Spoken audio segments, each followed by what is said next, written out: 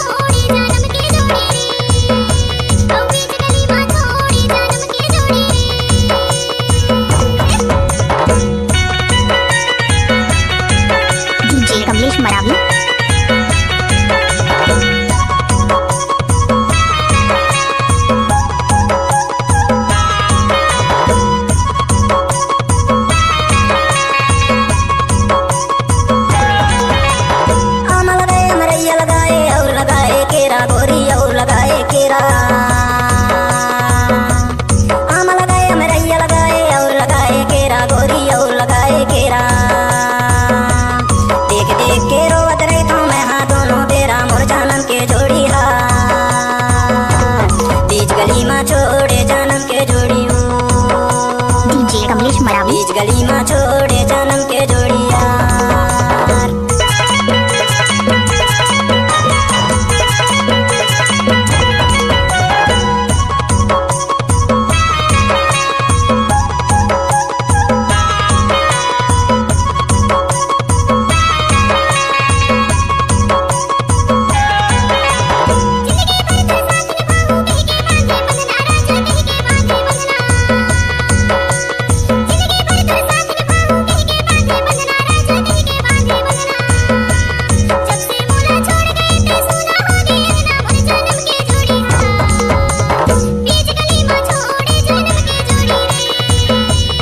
को आप सुन रहे हो मिक्स किया है कमलेश मरावी।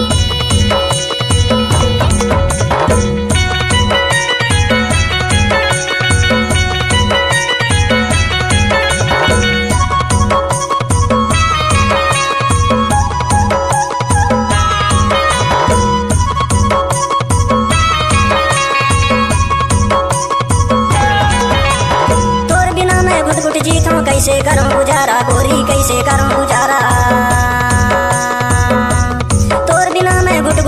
कैसे करूं गुजारा, गोरी कैसे करूं गुजारा। कुटुंब कबीला संग नहीं दे मैं हो गया बेसहारा, मोर जन्म के जोड़िया। बीच गली में छोड़े जन्म के जोड़ियो, बीच गली में छोड़े जन्म के जोड़िया।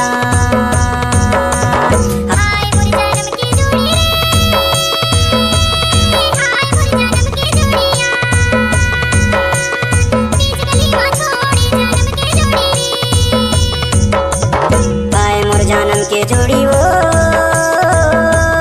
हाय मोर जन्म के जोड़ी कमलेश मरावी। बीच गली में छोड़े जन्म के जोड़ी वो, बीच गली में छोड़े जन्म के जोड़िया। बीच गली में छोड़े जन्म के कमलेश मरावी। बीच गली में छोड़े जन्म के जोड़ी।